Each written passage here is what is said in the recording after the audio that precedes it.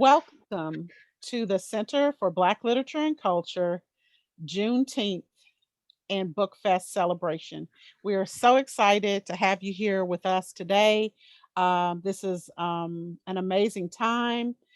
Just earlier this week, Congress made Juneteenth an official federal holiday. So we're very excited about that. The city of Indianapolis made this a federal holiday last year. And so that's incredible.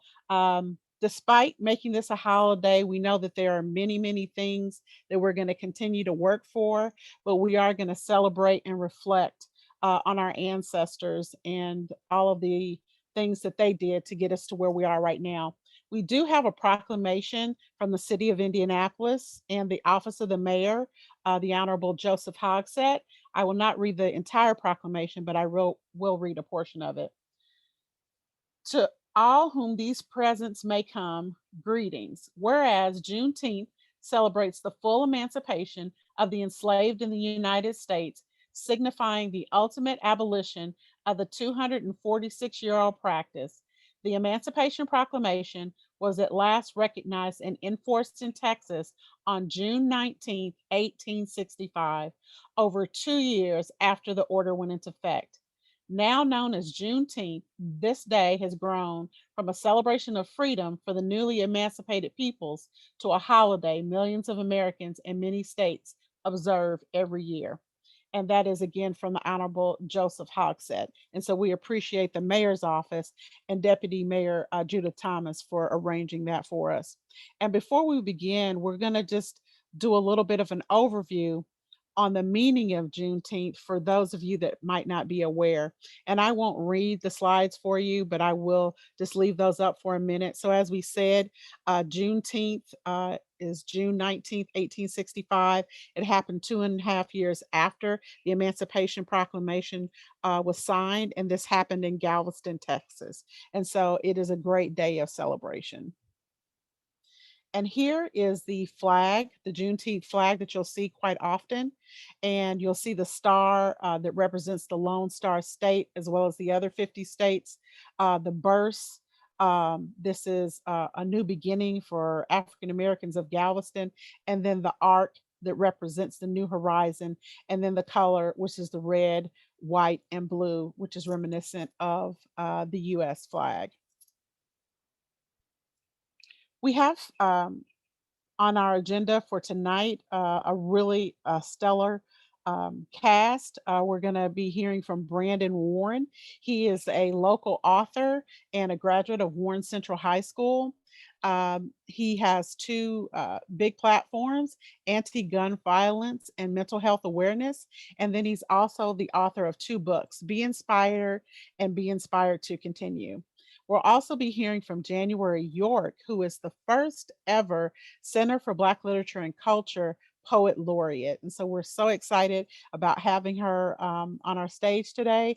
And she is going to be talking about her new book, Nomad. So we can't wait to hear more about that. And then we're going to have Andrew Bowman. He's a local genealogist and author, and he released his book last year, Carrying the Colors, the life and legacy of Medal of Honor recipient Andrew Jackson Smith.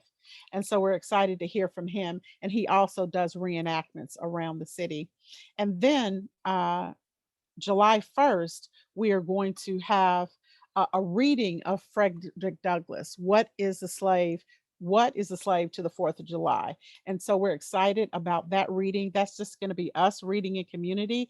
We're going to be doing that outside in the East Garden down at Central Library, 40 East St. Clair. If you want to receive any additional information regarding this event, please go to ndpl.org to our events page and do a search for Frederick Douglass, and you'll find that information. That's going to be running from 6 p.m. to 7 p.m. And we're very excited, as I said. And so now we are going to start with Mr. Andrew Bowman, and we are going to ask him to come to the stage. And we are going to hear all about his new book and the work that he has been doing. Mr. Bowman, go ahead and unmute yourself.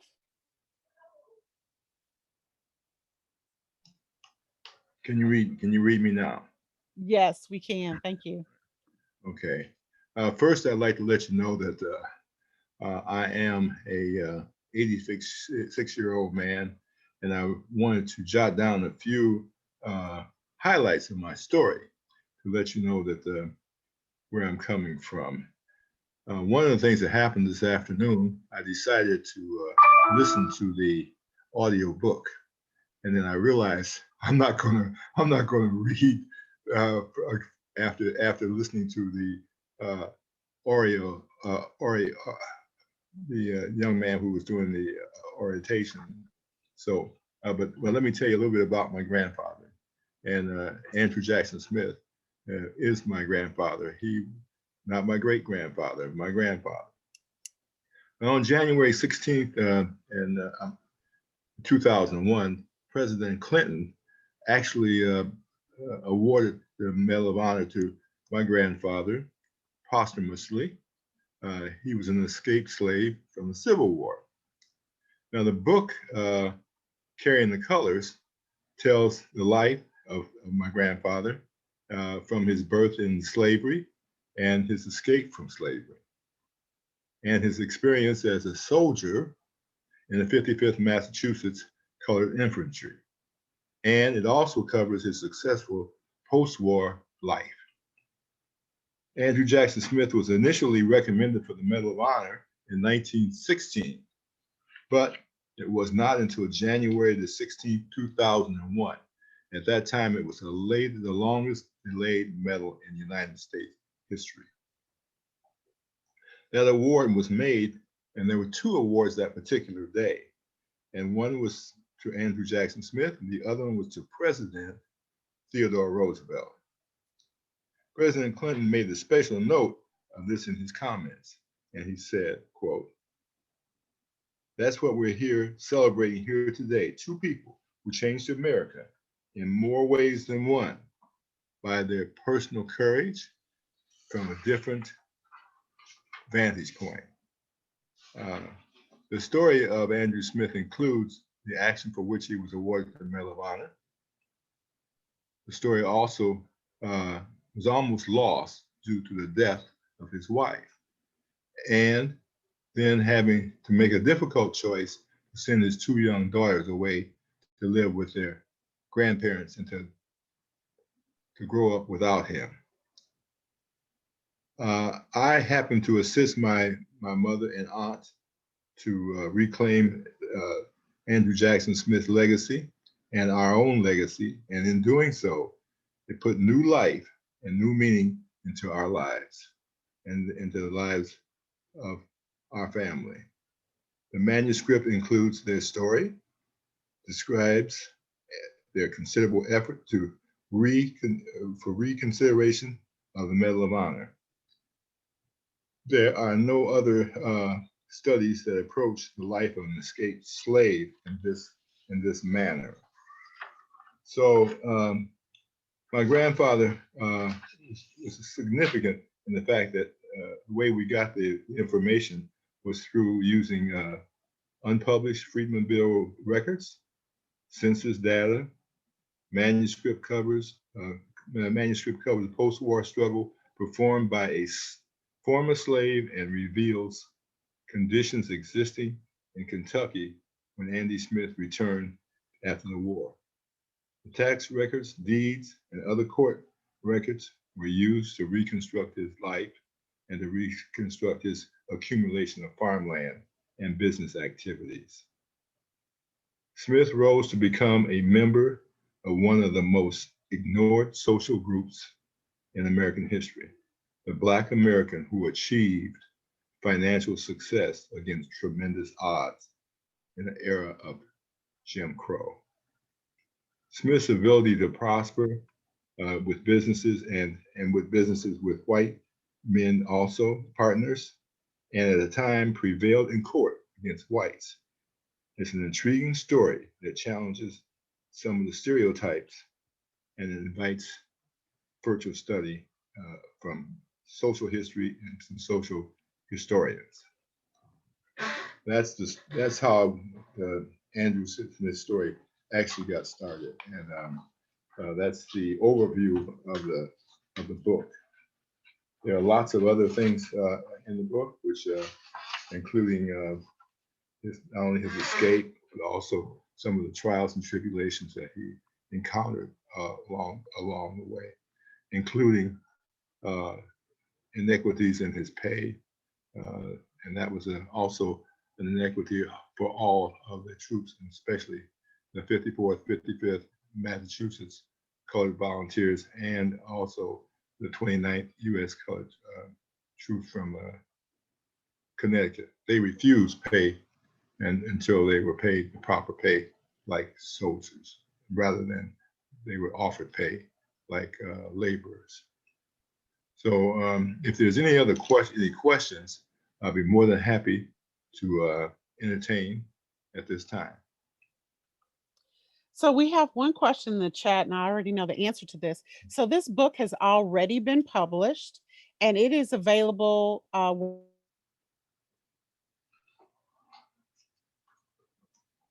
Is that correct, Mr. Bowman?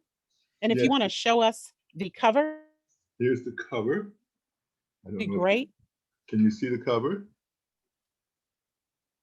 Yes, if you put yes, carrying the colors, the life and legacy of medal Of honor, winner Andrew Andrew. Jackson Smith.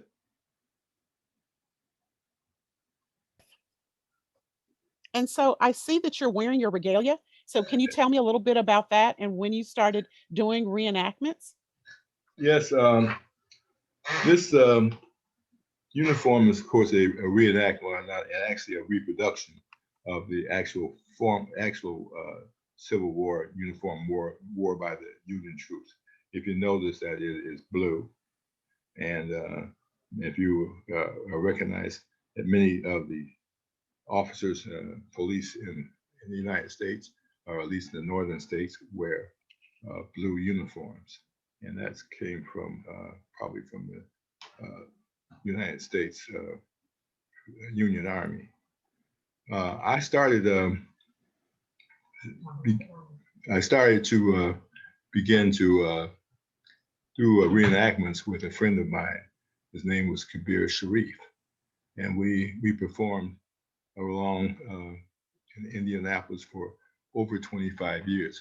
We started a program called Spirit of Freedom in Indianapolis at Crown Hill Cemetery, which is still going on. It did not happen last year, but we expect to happen next year, or maybe even later this year. Spirit of Freedom attracted almost 1,000 children every year for over 20 years. And so we feel really confident that we made an impact to some of the students who visited and listened to our stories. And part of Spirit of Freedom was we had different reenactors who reenacted various roles. Included Sojourner Truth and Martin R. Delaney, who was the first Black field grade officer in the United States Army. Well, and then we did a performance called The Major and the Color Sergeant, in which we acted out the stories of both Andrew Jackson Smith and Major Martin R. Delaney. It became quite successful. We traveled throughout the Midwest, and in fact, we ended up going back down to South Carolina to do a reenactment there, which is a very interesting story about that. So we had quite a run at this, and my uniform is an actual reproduction. I had to stand up to give you the full view of the uniform, but basically the uniform was one that was worn by the enlisted men. And if you look closely, you can see on my sleeve the chevrons that represent the blue chevron represents the sergeant. First would be a private, second would be a corporal, and the third stripe would represent a sergeant. I was considered a sergeant and color sergeant for the 55th Massachusetts. I earned that right at the Battle of Honey Hill, and that's what Medal of Honor was awarded for action at the Battle of Honey Hill. Honey Hill was in South Carolina, and we had gotten trapped. We ran into a trap set by the Confederates, and they actually ran us off the field. But in the process of coming off the field, we were hit with a barrage of heavy metal. The color sergeant, the original color sergeant, was blown to bits by one of the shells. I happened to grab his flag at the time and held that flag up and continued to move forward. And one of the interesting parts about this story is that many people wonder, well, why just saving the flag is so important. Well, the flag actually represented a communications device on the field of battle. As you can see, if you look at some of the movies and so on, you will see clouds of smoke and dust and everything around. But what you can see through all this dust is the flag. Many of the units would center on their own flag. In this particular case, the 55th Massachusetts would watch for their flag, and if their flag went to the left, the main body of the troops would follow the colors, so they go to their left. Also, another important part of the being a color bearer was the fact that you would try to position yourself so that you would be right in the center of the enemy's main power, and then you would stick the flag in the ground and get away from it, and then the artillery would fire over the flag onto the enemy. And it was very important that you maintain contact with that flag and make sure you didn't lose it, because the enemy could take it and actually use it against you. So those So, are. Mr. Bowman, we have a question in the chat, and that's very exciting. What you're talking about in the battlefield, and what happened, and how your ancestor actually attained their award. One of the individuals in the chat is asking, they're saying, I You froze. located Civil War reenactment opportunities, and an interested Black man get involved in reenactment. Yes, there are quite a few reenactment groups around. Locally, the only ones that we know of as right at the moment is the 55th Massachusetts, which I happen to be a member in. But there are many units in other places, especially on the East Coast. I know several people who are involved in the 54th Massachusetts. They recruit out of Washington, D.C. But you can write, if you write to me, I can send it to you, the name of those who would be able to help you, to be able to find a unit that you could work with. I think there's also one in Illinois, but you have to get close to it. Send me a request, and I will send you information as to what's the closest unit. Okay. Every state had a unit of some sort. So for the individual who asked that question, feel free to send me an email, nhayes@ndpl.org, and I will forward that to Mr. Bowman. So, Mr. Bowman, I have one final question for you. Why do you believe it's important for Well, to study the Civil War in 20? Well, one of the factors that I'll have to relate to you about myself is that when I first discovered some information about my grandfather, I knew very little. I did absolutely nothing about the Civil War. And my mother moved back down to Kentucky and began to relate stories about his performance in the Civil War. Well, later, my son, Andrew, decided that he had to have a report on Black history. And we decided, well, let's write a story on our grandfather and his great grandfather.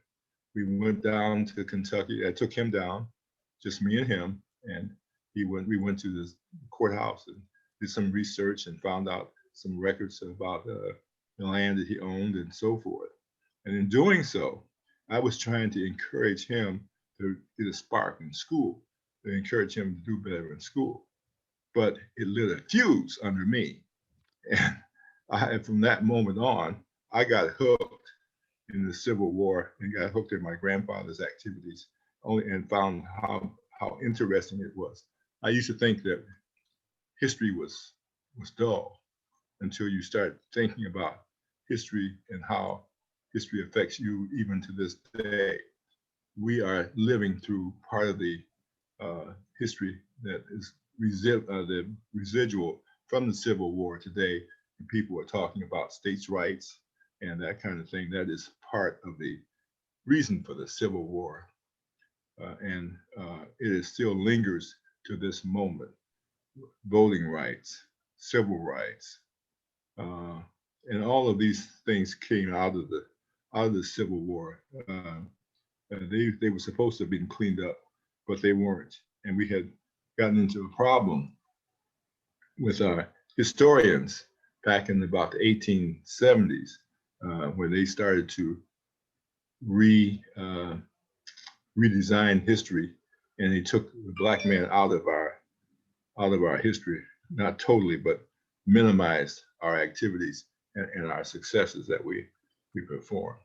And if you're interested, anyone's more interested in looking this up, you can look up a study done by what's called the Dunning theory of operations in 1870s to the 1880s. This is when they took the stories and started to minimize Black participation, emphasize white participation, and also teaching in schools. They re-engineered some of the lessons that were learned by the Civil War, taking the Black man out of the Civil War. As you all may know, Black men actually, near the end of the war, they were actually the occupiers in many places. And one of them that I happen to know is the 55th Massachusetts, which is something that I know a little bit about. But they were actually the ones who supported the slaves against the slave owners after the war, and made sure that the contracts that they were made between the slave owner and the slaves were actually enforced. And they did such a good job that the slave owners and those persons in power at the time tried their level best, and they did succeed in removing the Black troops from the area, and that changed the dynamics and ended up where we are back with Jim Crow. Thank you. Thank you so much. That was so powerful to know that that was your grandfather and that you were. I would like everyone to run, not walk, to pick up your book, Carrying the Colors. And we thank you so much for your time and attention today. And thank you for the work that you're doing in the community. And thank you all for having us. And I do want the last thing I always say when I address especially young people, and I wanted them to know that the Civil War would not have come to the conclusion that it did in the time that it did without the hand of the Black man. Thank you so much. We appreciate that. Thank you. Thank you. So I am so excited that we have such a huge crowd here on a Friday night. And I failed to introduce myself at the beginning, so I apologize for that. My name is Nichelle M. Hayes, and I am the founding leader for the Center for Black Literature and Culture. Again, welcome to our event. We're so happy to have you here. I think some people realize that if you had a question for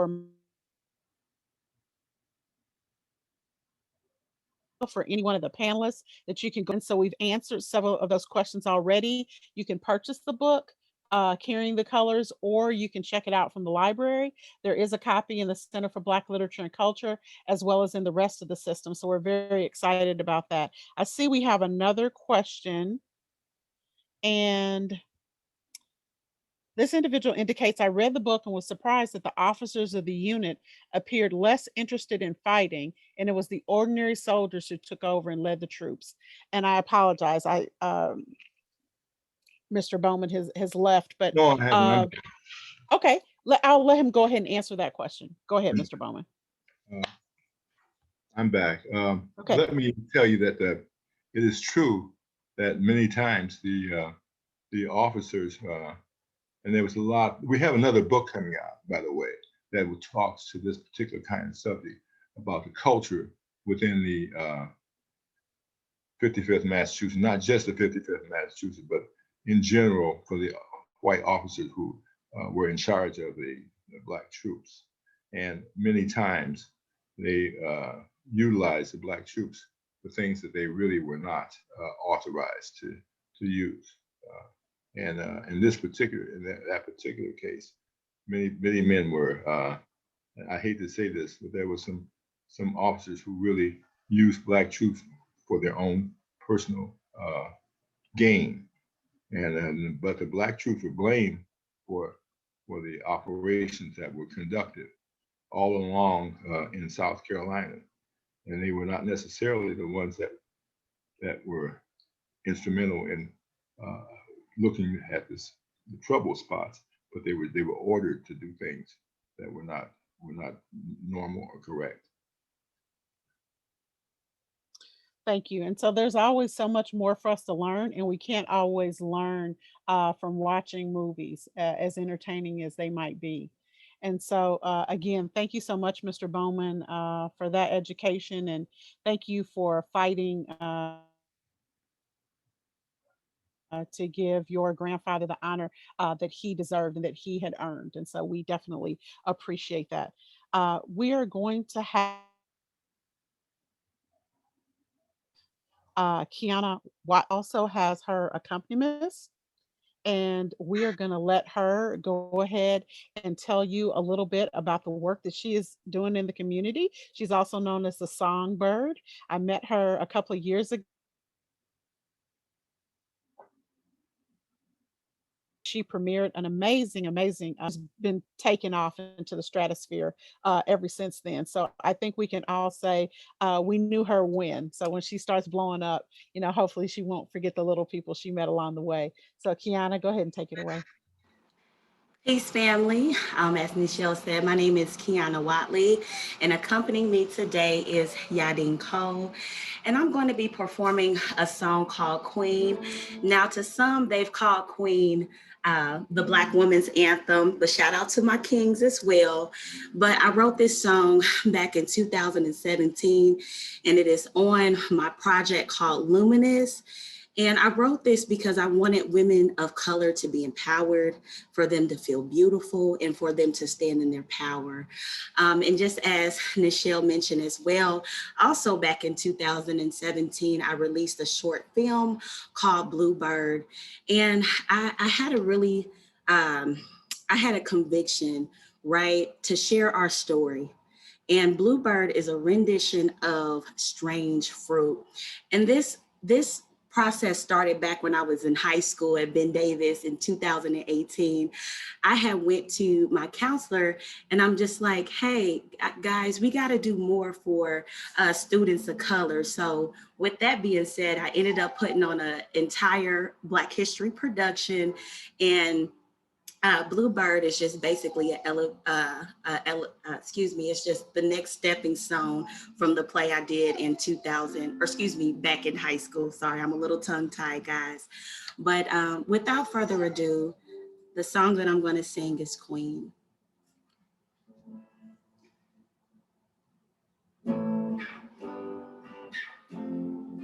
Yeah, yeah.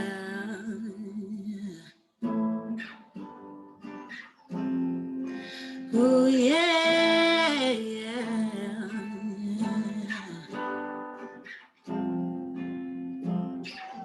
Black woman, black queen, you're beautiful. Put your hands in the air, cause you're beautiful. Gone in love on yourself, girl, you're beautiful. Let them know that you're royal and you're dipped in gold. Black woman, black queen, you're beautiful. Put your hands in the air, cause you're beautiful. Gone in love on yourself, girl, you're beautiful. Let them know that you're royal and you're dipped in gold. Yeah, yeah, yeah. Yeah, yeah, yeah, yeah. Yeah, yeah, yeah. Light skin, brown skin, dark skin queen. Spirit like the river, our hair resemble trees. Crowned in beauty, lavished in grace. Praises to the fruit of womb for the life she brings. You know that's a queen when you look in her eye, standing in the truth and reflecting the light. Nurtures everything, if she touch it, it grows. Praises to the queen that always sits on her throne. Black woman, black queen, you're beautiful. Put your hands in the air, girl, you're beautiful. Gone in love on yourself, cause you're beautiful. Let them know that you're royal and you're dipped in gold. Black woman, black queen, you're beautiful. Put your hands in the air, girl, you're beautiful.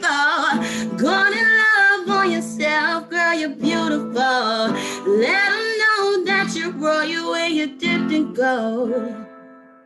I am woman,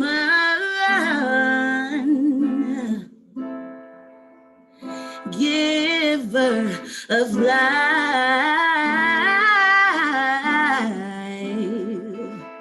Whatever you give to me, I will multiply. You know that's a queen when you look in her eye, standing in the truth and reflecting the light. Nurtures everything, if she touch it, it grows. Praises to the queen that always sits on a throne. Cause black woman, black queen, you're beautiful. Put your hands in the air, girl, you're beautiful. Gone in love on yourself, girl, you're beautiful. Let them know that you're royal and you're dipped in gold. Black woman, black queen, you're beautiful. Put your hands in the air, girl, you're beautiful. Gone in love on yourself, girl, you're beautiful. Let them know that you're royal and you're dipped in gold. Yeah, yeah, yeah. Hey, yeah, yeah, yeah. Yeah, yeah, yeah. You know that's a queen when you look in her eye, standing in the truth and reflecting the light. Nurtures everything, as she touch it, it grows. Praises to the queen that always sits on her throne. Cause black woman, black queen, you're beautiful. Put your hands in the air, girl, you're beautiful. Gone in love on yourself, girl, you're beautiful. Let them know that you're royal and you're dipped in gold. Thank you, guys. You can find all of my music at www.kianawatley.com. It was a pleasure singing in front of you guys today. Thank you. Kiana, thank you so much. I just wanted you to know that in the chat, someone said, wow, that voice in that song. Someone said, beautiful, thank you. Someone said, where can I watch Bluebird? And I believe it's on YouTube, but I'll let you fully answer that question. Absolutely. Somebody else said beautiful, so big up to Kiana. Thank you. You can find Bluebird on my website at www. That's ANAWHATLEY.com. You can find all of my music, videos, and just figure out where I'm going to be next, guys. So thank you so much. Awesome. Say that one more time, just real slow for everybody so they can catch it. Absolutely. That is KeianaWhatley.com. That is KeianaWhatley.com. First and last Awesome. name.com. Thank you so much. We It's a appreciate you. pleasure. God Thank bless. you. Bye. Bye-bye. Wow, that was really, really powerful. And Kiana is an example of somebody else in the community that's really figuratively and literally wrapped their arms around the Center for Black Literature and Culture. They come out, they want to partner with you, and then they say, "Oh, I'll volunteer if you need some help." And so I just so appreciate, people like that want to give of their time and talents. And she really blessed us with that song. So thank you so much. So our next person on our list is the incomparable Januarie York. She is the first ever CBLC Poet Laureate. She's a hometown girl from Indianapolis. She has a new book coming out called Nomad, and I'm going to let her talk a little bit more about that. She's another just so talented person here in Indianapolis. So you don't have to go anywhere to find talent. You don't have to go to Chicago, New York, California. All the talent is right here. And I just really want us to support people that are in the arts and look around at all the great things we have here. So Januarie, go ahead and tell me about your book and about the things that you're working on right now. Well, thank you for having me, and thank you for the introduction. So my book is called Nomad. And what I've been saying lately is that if love was a map, these would be the mile markers. So it's a collection of poetry and short essays that kind of detail the ebb and flow, the highs and lows of being a Black woman and searching for love. I think that's something that I have always sought from men. Since I was a teenager, I wanted to be loved, specifically by a man. I wanted a man's love. I wanted a man's affection. And I sought it. And as I got older and went through my 20s and 30s, I continued on that chase, that hunt. And I didn't quite know how the process goes about finding love. And this book is certainly not the answer to anything. It's more a lot of the questions that this journey has taken me on. I'm an avid traveler. I love to travel, and I've always called myself a wannabe nomad. And so this book is a combination of utilizing travel with telling the story of just being a Black woman out here wanting to have companionship, genuine companionship, and what that has brought me up high, down low. Wow, that's a lot. So how long did it take you to write this book? So this book, I started writing this book in April of 2017. And I was done with it about a year or so later. But the thing about the book is it really just kind of started out as Facebook statuses, just kind of free writes in Facebook. And one day I went back, and I'm guilty of going back and rereading my free writes over and over and changing them and fixing them and turning them into real poems instead of free writes. But I reread something and I felt like literally a stir in my soul that said, this is a book. Like, you've been writing a book, and you should stop writing on Facebook and start writing in a private book and then publish it all as a book. And from that moment forth, it went from just kind of writing to writing as a healing tool. It went from that to me like still writing as a healing tool, but writing now intentionally with, oh, this is about to be a book and people are about to love this book, and we just gonna keep writing and see what comes up. So it took about a year, and then probably for the next year, me and my publisher broke it to me nicely what to take out and what didn't belong. So then it was that portion of rewriting and just kind of tweaking everything that was already in there and trying to find a common theme for it. So the writing took about a year, probably a year and a half in total, but it was a good 2 years to write it and then figure out how to piece it together so it wasn't just a thrown jumble of like words on the page. So what did you learn from that process? I learned that writing a book is hard.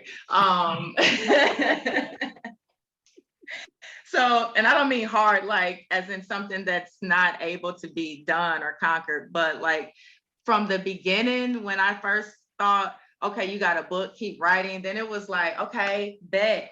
And I didn't think about a publisher. I just thought about, I can write this book and I can figure out how to self-publish, surely. So when I got to when I got to the end of what I thought I created, I printed out all kinds of copies at work. It's probably why I ain't got a job by them today. Like I printed out so many copies of the first edition of Nomad and just, I was sold on it. And I thought, aside from just like bringing it into a professional look, it was essentially just ready to be like stapled and sent out to people.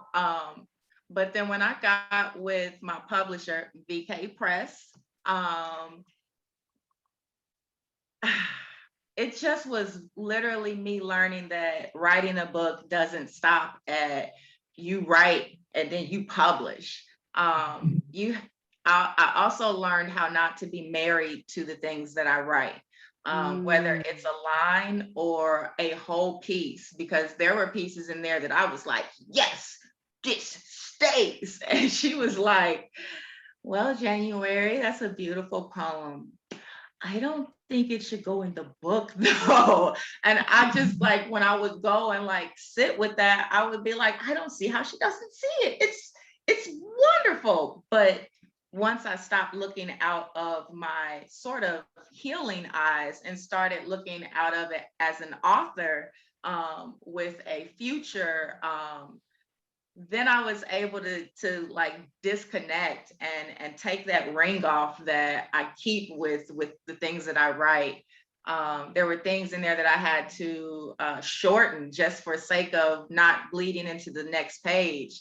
I had to learn how to go in there and remove lines that I thought were like, I would be like, every line in this paragraph is a bomb line. So I don't know. Like, and actually I think I sent an email at one point, like, I don't know.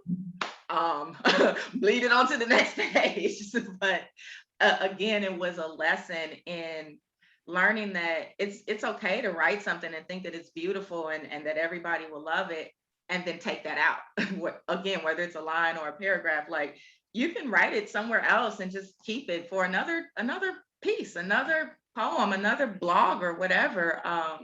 So it just was a big lesson that of like the business side of it, and about staying intentional and focused and staying mindful that what you've created it with a purpose that will serve itself out if you allow it to. But if you hoard it, if you keep it, and that hoarding and keeping could mean not publishing it, it means not responding to emails, it means not being on top of things, which I'm guilty of all these things, that's why I'm listing them. It means not just being Johnny on the spot to just like get the process out. And I think my process is taking the time it was supposed to take, but it's also teaching me to like appreciate what it is that you are about to give and then let it be given. So it's been a big, I could go on and on forever. It's been a lot of lessons I've learned. Thank you. I mean, I think that's a lot for us to learn, and there are a lot of authors and budding writers, and so you do get attached and you feel very connected and you don't want to give it up. But if it can become greater by kind of willowing away and adding this and Yeah, taking that by someone who is dispassionate and not connected, that can help your, your piece. And so thank yeah, you so much for sharing, because sometimes we think if we're good at something, it just comes naturally and then we don't have to work at it. you're But right. actually being great is putting in the work. So, Yes, like they say, the only place where work comes before success is in the dictionary. that's right. So you got to put in the work. So we've got a Yeah. question in the chat. Have you found yourself extending yourself or advice or messages in your own work? And if yes, how have you utilized those messages? So I don't know if you're almost ministering to yourself as you're writing. I think maybe that's what they're trying to say. Yeah. Yes, absolutely. I mean, that's literally what this started out as. This was a journey of a literal heartbreak. It was me trying to not be angry because, and those that know, I was angry. I was in a very like just shy of rageful space. Like I was ready to just risk it all and just take me now, because I could not exist in that. And my natural thing is to write. So I really just told myself, just start writing, because I wasn't writing anything. And once I started writing, I it sounds so like kind of cliche or kind of that can't be real, but it's so honest. I completely understand when people say this. When those poems started coming out, and again, some of those poems are not in the book anymore, but when this process originally began, there was a weight that just started like lifting off of me, and not like I wrote 10 poems and I was totally healed.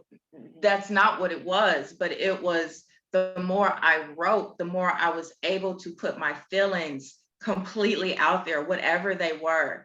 I was able to say what I needed to say. I was able to do what my anger was saying. Like I was able to talk about that anger and that rage and that hurt and those feelings. And so it started to just lighten up, and it helped.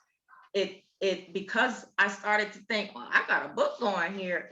It shifted my focus out of the anger and the rage completely.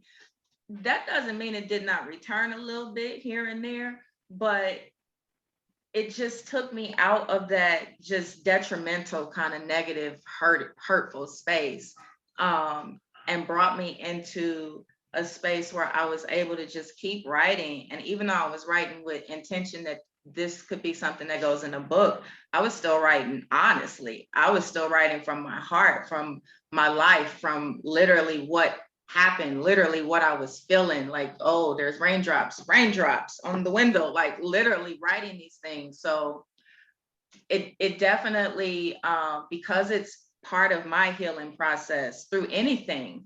Right, that's how poetry came into my life. I was writing about losing loved ones when I was a teenager, and they were teenagers and they were getting killed, and I didn't know what to do with those feelings. So because this has always been like my healer, my natural healer, healing tool rather, um, it definitely ministers back to me when I read it. More so now when I read it, because I'm out of the creation process of it. I'm out of the business. Well, I'm not out of the business, but I'm out of focus on making sure these words are aligned right on the page, making sure the commas, like I'm out of that. And now I can read the poems and just read them. And when I do that, I try to read from an audience standpoint. And so I haven't reread the whole book, but some of the poems I've read and just been like, wow, you wrote that, huh? So you gonna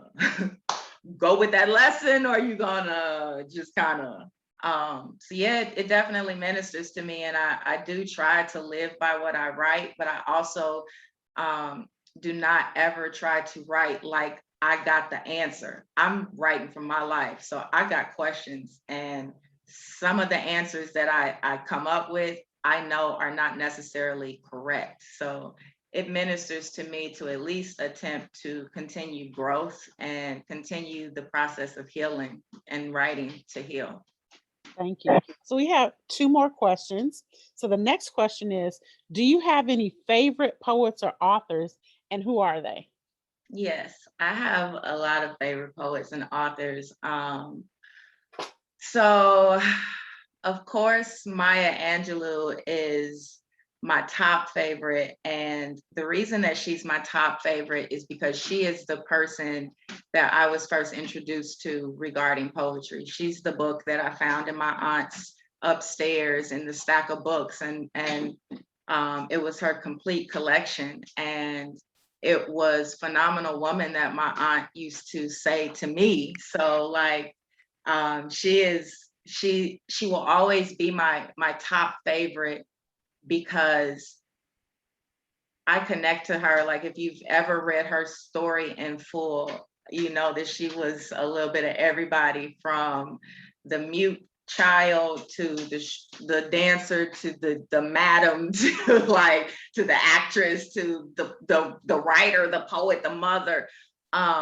And I relate to that so much, just in so many different ways. And I relate to the way that she writes, just the elegance of it, the calmness of it. There's such a calming spirit behind her writing that she doesn't have to use too many words. Her lines are this long and this powerful. Zora Neale Hurston is the first book that I read in high school that introduced me to my love of reading. I wouldn't read none of the other stuff. I was in the 11th grade. I didn't read any of the other books that they assigned us. And in the 11th grade, I was gifted the opportunity to read, to choose what I read. And Their Eyes Were Watching God was there. And I read that book faster than the class. I finished the book before we were supposed to, and I fell in love with her. If you've ever been in my house, you know I have about 105 Zora Neale Hurston books, autobiographies, biographies, rewrites, stories, everything. And her story is another something that just like resonates in my soul. Another one of my favorite writers was Eric Jerome Dickey, and yes, rest in peace to Eric Jerome Dickey. Rest in peace to Maya Angelou and to Zora. I mean, everybody I'm listing is deceased. And I know these are cliche names, but I'm mentioning these names because they are extremely important to me as a writer. They are how I came into writing. Eric Jerome Dickey is how I learned to write in pictures.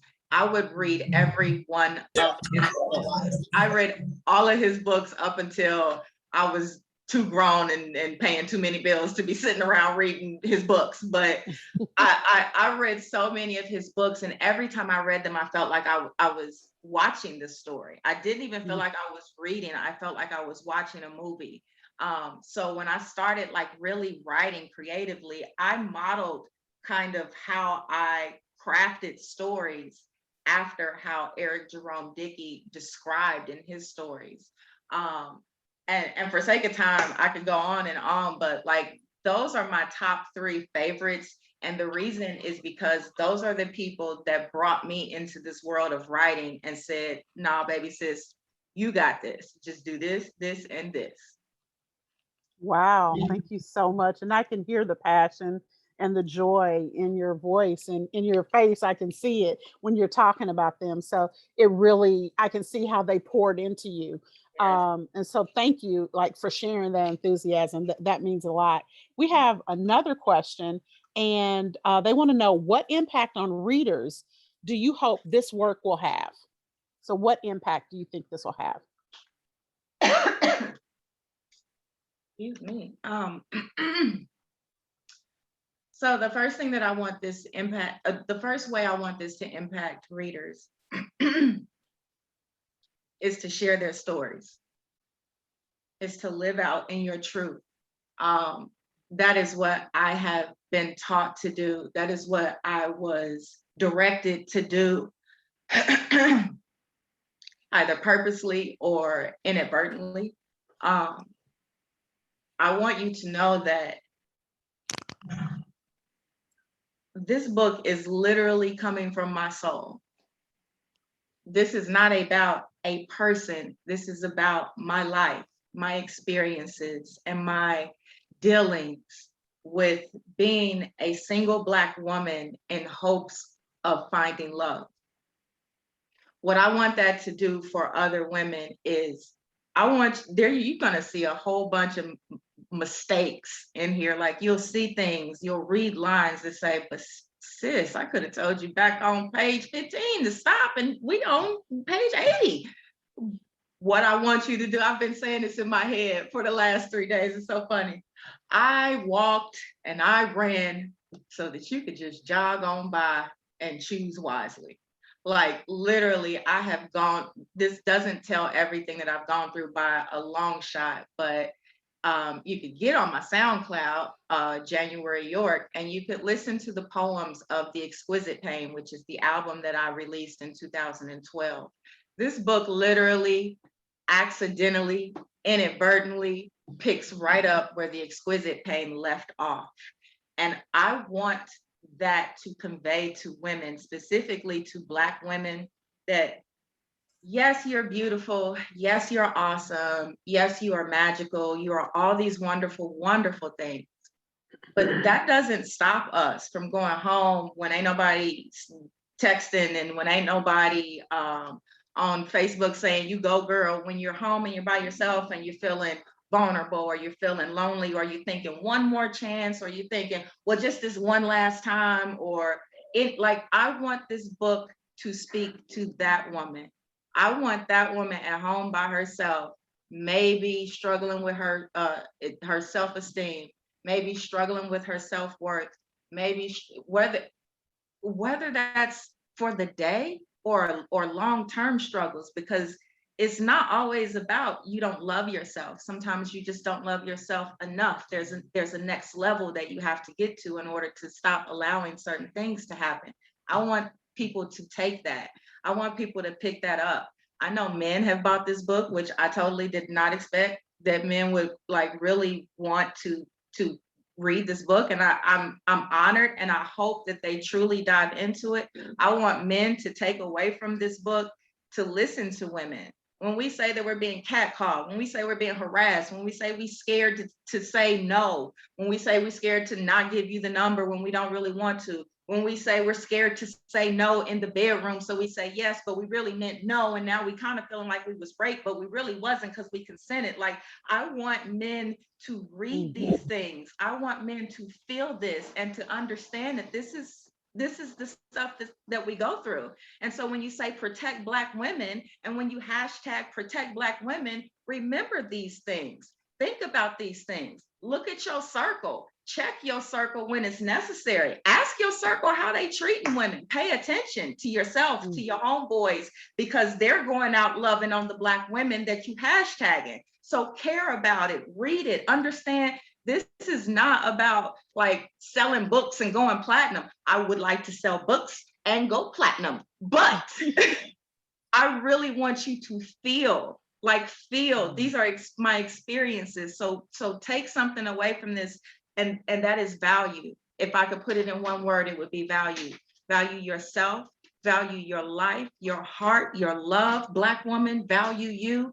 Black man, value Black woman the way that you say you do in a status, the way you say you do on Twitter, the way you say you do when you're around people who are expecting you to say that you do, but then you go around by yourself. Like women go around by themselves and start getting lonely and insecure. You go around yourself and you be like a big bad bold man, and you ready to cuss a woman out if she don't want to give you your number, or you ready to take it when it should not be taken. Like value. The word is value, and to really think about what that is.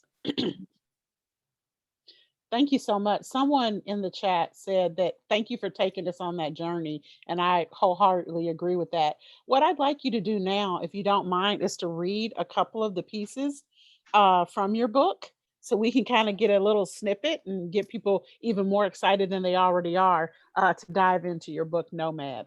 Cool. Absolutely. So let me try to drink some water again without choking. I understand. Got the same thing going on. There's a lot happening right now. It's a lot. It's the Like, storm. It's the I know, I'm everything. like, the trees just look like they were about to blow down on my window here. I'm like, okay, just keep talking, just keep talking. So I'm going to read a poem called, let's see, I really should have my reading seeing eyeglasses on, but I'm risking it all here. Okay. This one is called Yin Yang Ramblings. So one thing about the book is the essays in the book are called ramblings. And if you've ever experienced me, and tonight included, on stage, then you know that I am known for rambling. And so I called all of my essays ramblings, and they are all named after different places, areas, or whatever. So this is actually called Yin Yang Ramblings, Somewhere Waiting on the D Train to Brooklyn. Love. You don't feel it when it makes its initial contact against your fine body hairs. But once it touches down in your aorta and fills your blood with its adrenaline and begins to rush through your body, flushing out the negative memories that lay frozen in the forefront of your frontal lobe, you lose control. Even after it hurts you, misleads you down false paths, dances and sleeps in front of your eyes so you can't see, even after it spits on you, then laughs in your face, love never leaves you.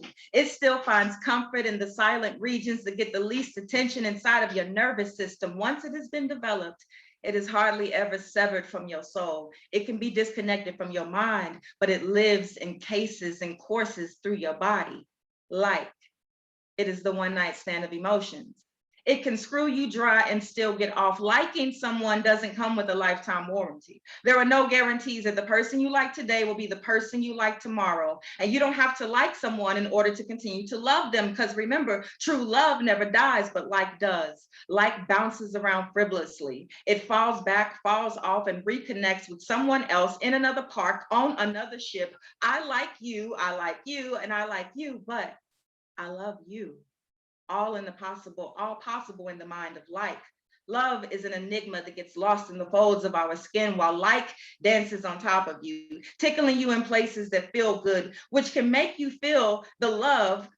I'm sorry, I messed that up. Like dances on top of you, tickling you in places that feel good, which can make you not feel the love because of the like. And like is in your face, staring you in your eyes while love is napping, which would mean that you're blind. So you don't even really know what's happening, right? The yin and the yang. Imagine sharing your life with someone whom you love but don't like. Love is the REM of sleep, while like is a daydream where you can still see everyone that's passing you. And we give passes and second chances to people because we love them, but sometimes this kills how much we like them. You can love someone and not like them. You can hurt someone and still love them. Welcome to relation tricks, in which true love never dies, but like does. So instead of trying to re-bless each other with I love yous, when the status of our emotional esteem for one another begins to plummet, why don't we tell the whole truth, the real truth, the whole truth and nothing but the truth? Let's be honest with ourselves, our feelings, and each other for once. While our ships are still sailing on the oceanic waters, let's keep it real. Ask the question how it should be asked. Answer it how it should be answered. Not do you still love me, followed by a yes, I do, but do you still like me, followed by a yes, I do, or as a matter of fact, no, I do not anymore. And that's yin yang. Wow, thank you. That was really, really powerful. Someone in the chat asked what your favorite poem is, and I will tell them what your favorite poem is of mine, and that is Granny or Grandmother. I'm sorry, Grandmother. Yes, I yes, call my grandmother Granny, so that's what I have in my head because I felt yes. like, how she know my granny? How she know all about her? And so I won't have you to read that today, but at another time, I'll definitely have you read that. You have Yes, so many things that move me, but I'll let you answer that question. yes, thank What's you your so favorite of much. yours? That means a lot. That's actually one of my favorite poems that I've ever written, is that poem. Um, So in the book, my favorite poem is called Richard. Oh, oh. He's kind of Tyrone, maybe. Richard is kind of Tyrone, but I tell you what, if you think about like nicknames and the nicknames that people call themselves if they have a certain name, so like William, that William's nickname is always, it's never, yeah, it's, and so Richard's nickname, Okay, I'm with you.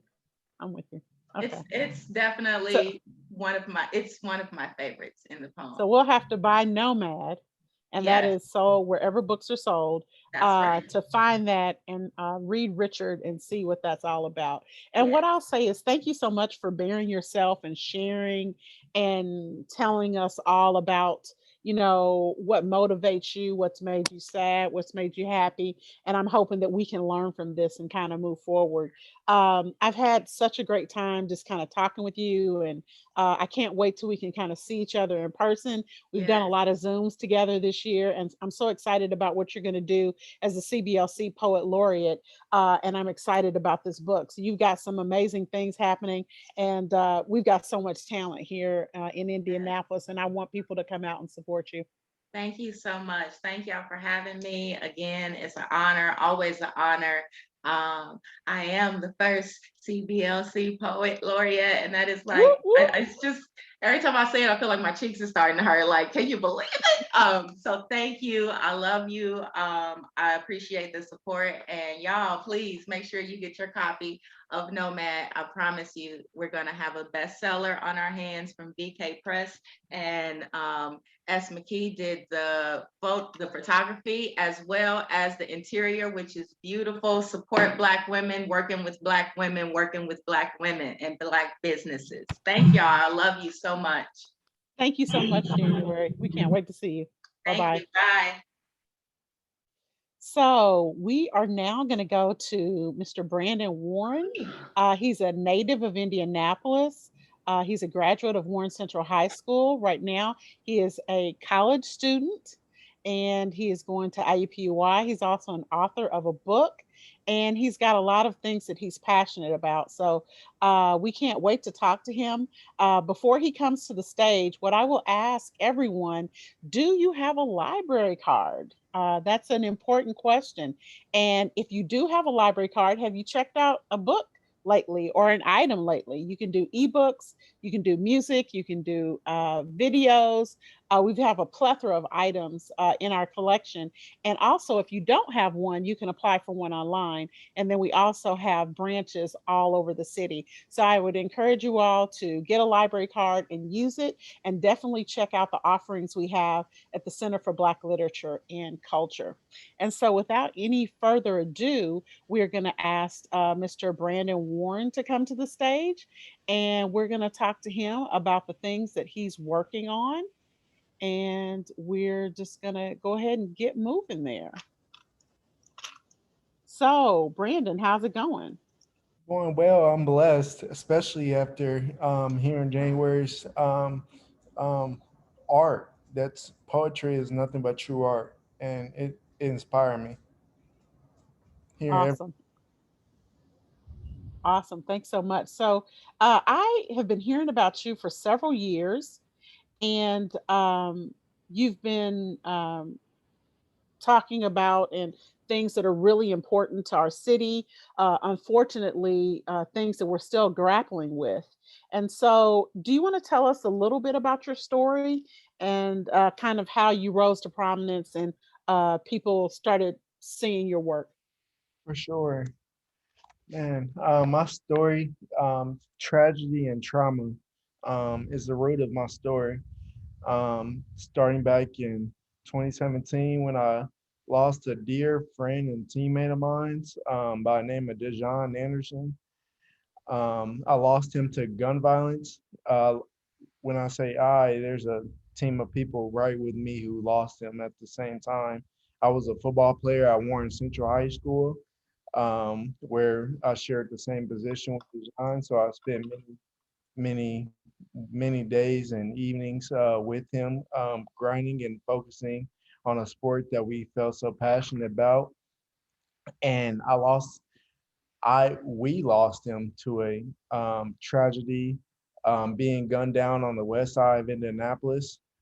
And that tragedy, it inspired me to put the inspiration in others around me to join me collectively to find an organization known as We Live, linked to intercept violence. The name We Live, after that name roots after my friend Dejan, who we lost to gun violence, who would always have the most uplifting and energetic spirit, and he would come in the room, a room full of silence. I'm talking class full of silence, and say, "We live, baby." It's a from a famous YouTube video, and he just like the inspiration was behind his spots, his smile and his enthusiasm that he carried from the field, that he carried in the hallways of Warren Central High School, that he carried elsewhere, that he would stand even from his home, um, because you watch that enthusiasm get taken away at such a young age for a senseless reason, and at the same time seeing violence rapidly increase, and not only since then but since unfortunately before then, in our city and throughout our nation, seeing youth and gun violence being at the forefront of Fox 59 News, has been so devastating, and it inspired me along with many other young people, um, um, to help initiate an organization called We Live. And that organization, ran by young people and led by me, um, to host, not only host many numerous of events, such as peace rallies and community days, starting in 2017, but to find really since then, it's just been a it's putting the organization has put a self-drivenness in other young people to combat gun and youth violence in any way you can. Every time a young person posted on social media saying that they're going to a university, saying that they're whatever goals that they have set before them, they're combating youth and gun violence because they're those goals set before them is honestly what's keeping them focused and keeping them safe and secure. That's the biggest safety. Like being in college the past 4 years, I've realized that college has been the biggest safety net from youth and gun violence for me and for many other young people throughout the city. So, um, this organization has been really, really driven to not only build self-drivenness in other young people throughout the city. I'm now sitting at 21 years old, but it's also to build that build that inspiration into other young people to make a difference. Other young people, that next generation of young people. I'm from high school now. I'm not in high school, but there's a next set of young generation who's in high school who sees many different social alienations that is at the root of violence and the root of trauma, and whatever passion that young person has that can keep them away from any sorts of violence, keep them away from any sorts of negative trauma, is honestly what this organization now stands to be at the forefront of. Wow. Thank you so much, Brandon, for sharing that. Um, I have suffered trauma of losing friends and family members to gun violence. Um, I can't count the number of women that I know who have lost their sons. Um, women I'm close with, and it's devastating and it's hard. Right. And so I would ask you, what is it that we can do to support your organization, We Live, or to change what's going on in our community? I would say first to answer your second question, because that's definitely the change in the community is at the is at the root, is at the most important. Second to my organization that helps to implement that change. But what I feel in my heart is the number one thing that we can do as a community to implement that change is to inspire inspire those young people to be the change. Inspire inspire their so when I founded this organization, the city was inspired by a young person who wanted to be that change, who wanted to be that change. I was a I am a change maker, and I was a newly coming change maker in 2017. But there's many other young people who have the inspiration deep down inside them and don't realize that. And so as a community, what we can do is to inspire someone to be something that they never saw themselves being. Inspire those young people of being something they that they can't see themselves being at that point because they don't have any inspiration of direction. For instance, in high school in 2017, athletics was my number one. Well, uh, athletics behind academics was my number one goal. But since then, and after having received such inspiration throughout the course of being a young activist and speaker and author, um, I've been inspired to, in a year, I will be attending law school to continue that change. So that's something that I never saw myself at 17 years old, at 16 years old, at 15 years old, any age prior. And so, ins- do that inspiration of others um, that have driven that that have driven me to be the change. I've been inspired to become something that I never saw myself. And so Wow. that's the number Wow. one thing we can do to inspire any young person in this community. That's so powerful.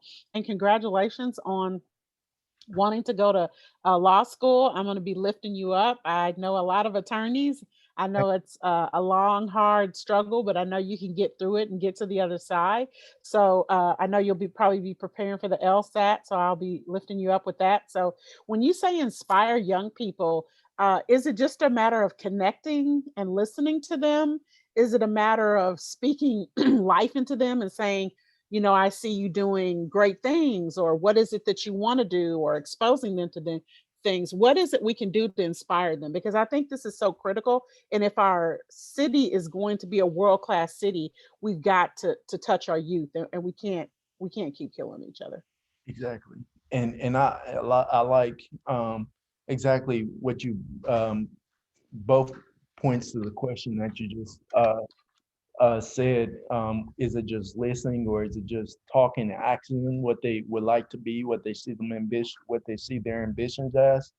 Um, that roots back to the first thing that you said, listening to them and actually listening to these young people while at the same time speaking life into them.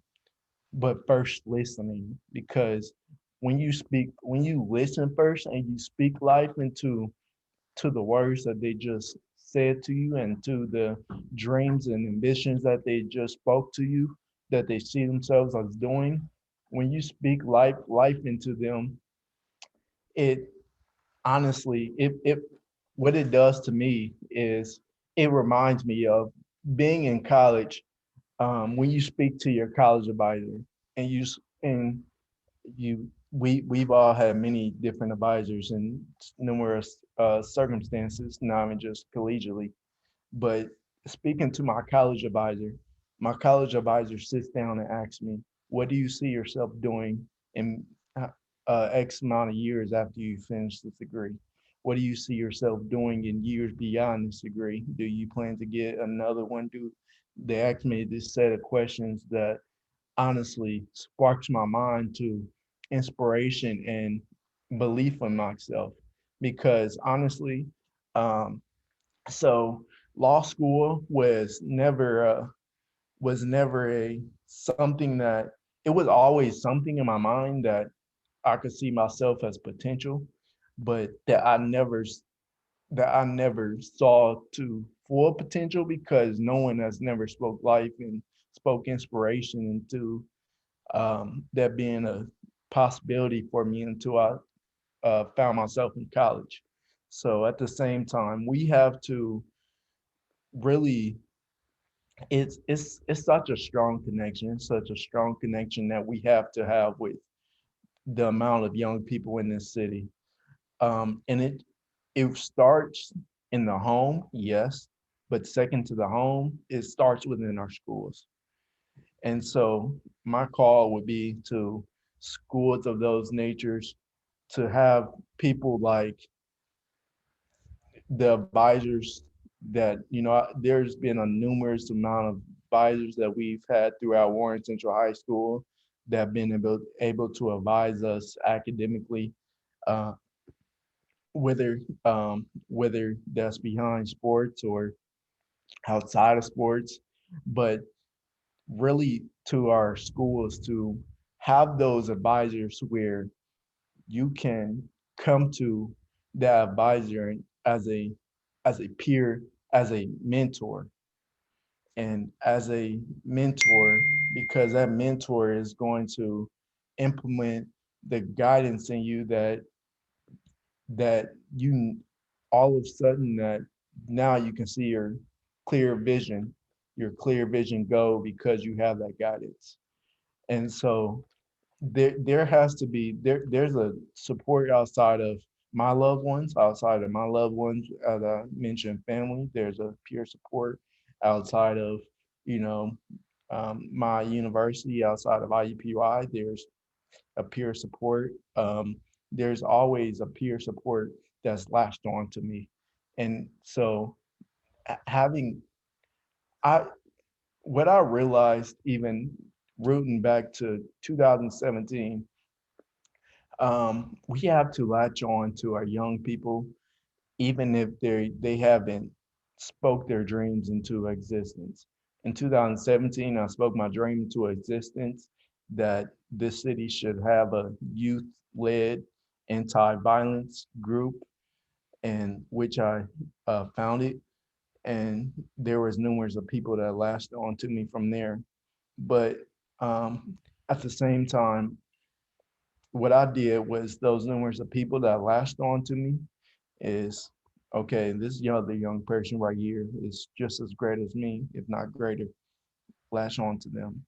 And so we have to latch on to these young people, even if we have to latch on to these young people, even if they haven't spoke their dreams to existence, even if they don't have a word behind their name, they don't have a scholarship behind their name. We have to latch on to these young people who have so much potential inside them, but that potential can be brought out of them because they don't have that guidance of support.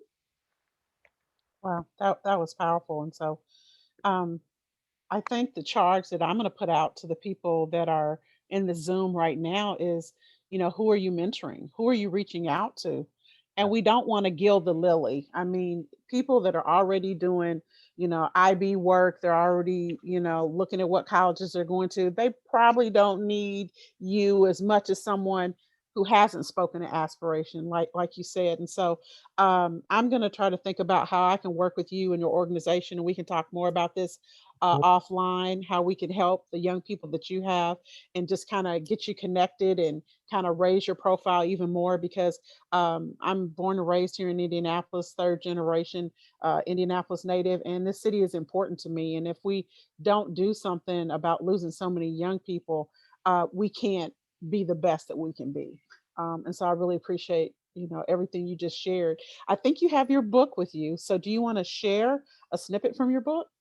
Yes, for sure. And actually, um, after hearing January's art, um, it inspired me to turn to page 124 in my book, where I was in college at my first university that I went to. I went to Indiana State University, and I was discriminated by a student assistant um, who saw me as saw me as my exterior, saw me as my exterior as being a black male, as being just coming in here with sweats, with just didn't see the goodness inside of me. Mm. And because of that, that inspired me to write um, a poem which I included in my book. And man, it takes me back to so much trauma, but I smile at that trauma now. So it reads, just because I have tattoos, which are actually all religious with meaning, doesn't mean I'm another statistic. Just because I appear young doesn't mean my intellectual isn't substantial. Just because I'm an African American male doesn't mean I lack capability compared to anyone else. And just because you look down on me doesn't mean you're above me. We're all equal. Talk to me like I'm a human, not like I'm a peasant. Approach me how you would approach your colleague, not your pet. Judge me by the content of my character, not my appearance. Just be, wow, get Take to your time. thank you. Get to know me, not judge me. Respect me, not insult me. Yes, I am human. No, this was not random. More than a hashtag.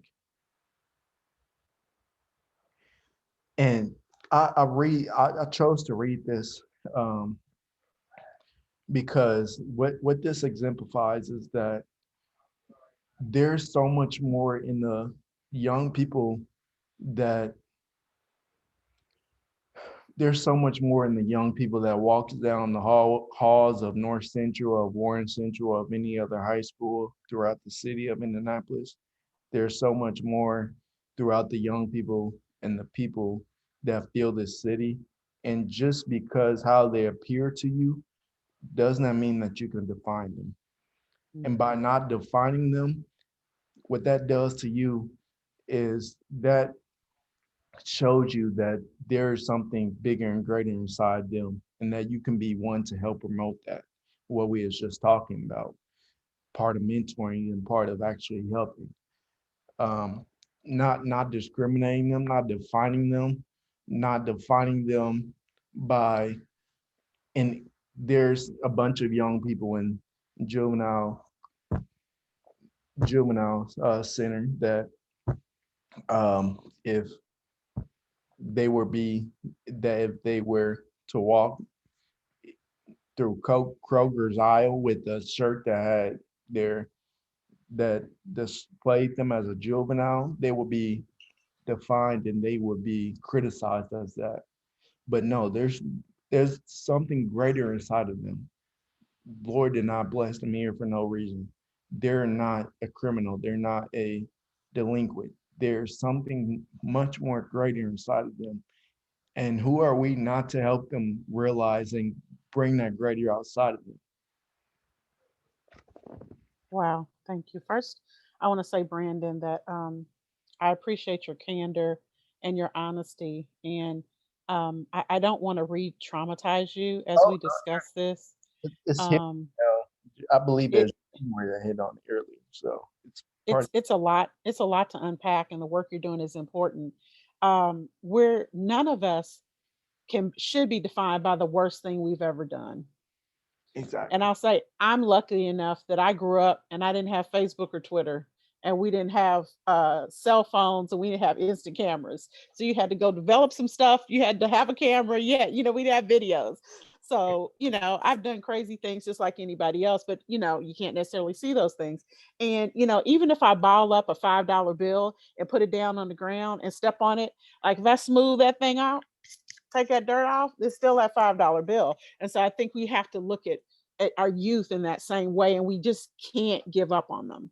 We Yeah. just simply can't. Nobody gave up on me. We've all been, teenagers, and you know how that is.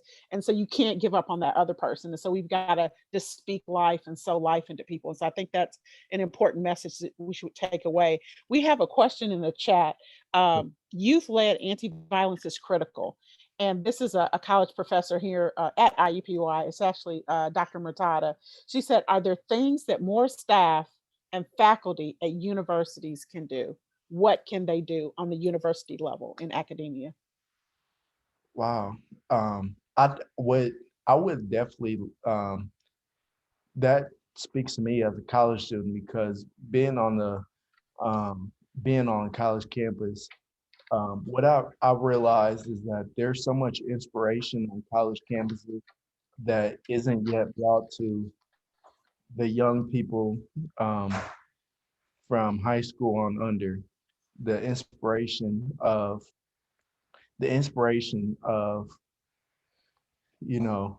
not only professors, other faculty and staff, but the inspiration of those collegiate students that honestly speaks life into those other young people that could be in the same shoes where they are. So I believe on the university level where we um, could um, be more of an impact. Um, and I'm actually glad I'm glad this question came from a professor of IUPUI because I would definitely like to say be on the lookout for what I plan to do on the universe, plan to help to do on the university level to um, really ignite is bringing that university level knowledge and experience to more of a that's this is why I came. This is part of the reason why I came home to Indianapolis to bring that university level of experience and knowledge to the younger generations um, to really sh- at the end of the day, whatever um,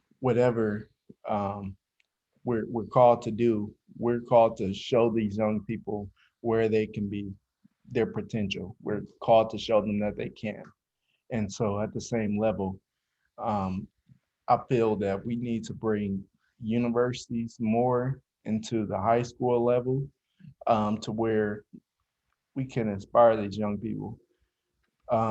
In high school, honestly, the only the inspiration that I was I was shown that I can be at the next level was a college athlete, Mm, in which you know I'm more than that, more than an athlete, more than a hashtag, more than